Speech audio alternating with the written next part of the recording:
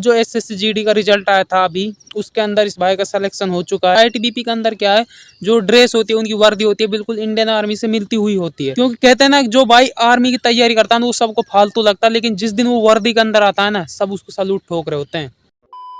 जय हिंद सभी को। तो भाई कैसे हो सभी। आप जो ये फोटो देख रहे हो, इस भाई का नाम है संदीप। ये यूपी का रहने वाला, उत्तर प्रदेश का।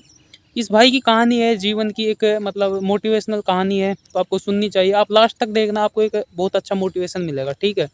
इस भाई के साथ क्या हुआ था, ये इंडियन आर्मी में सेलेक्ट हो गया था, यानी कि इसका सिलेक्शन हो चुका था इंडियन आर्मी में, और ये फिर भी वहाँ से फेल हो गया। भाई बिल्कुल इसके साथ ऐसा ही हुआ था, ये इंडियन आर्मी में सेलेक्ट होने के बाद भी फेल हो गया।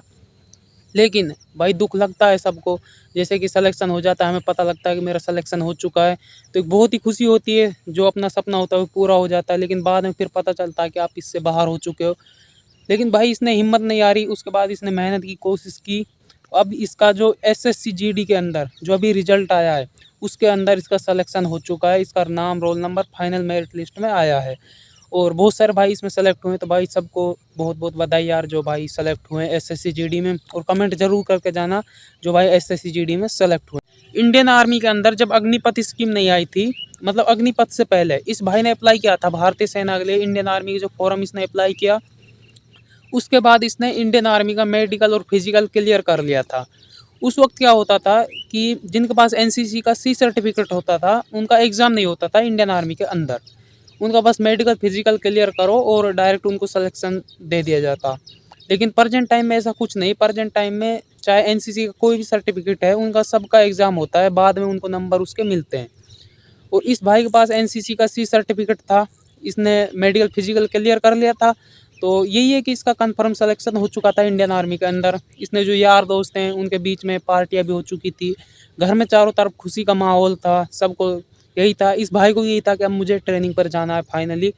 लेकिन उसके बाद ये आती अग्निपथ स्कीम, TOD लागू कर दी गई थी इंडियन आर्मी के अंदर। वो भर्ती कैंसिल कि जिनका मेडिकल फिजिकल क्लियर हो चुका है, उनको ज्वाइनिंग नहीं मिलेगी। उनको ये जो नया सिस्टम है, इसके अनुसार ही भर्ती होगी। तो उस वक्त बहुत सारे भाइयों ने सुसाइड कर लिया था, अपने आप को ख़त्म कर लिया था। लेकिन देखो भाई, इस भाई ने ऐसा कुछ भी नहीं किया। इसने हिम्मत रखी, फिर से कोशिश की, क्योंकि इंडियन आर्मी के अंदर तो फेल हो ही चुका था। इसका फाइनल ये हो चुका था कि मैं अब इंडियन आर्मी में नहीं जाऊंगा, ट्रेनिंग पर नहीं जाऊंगा।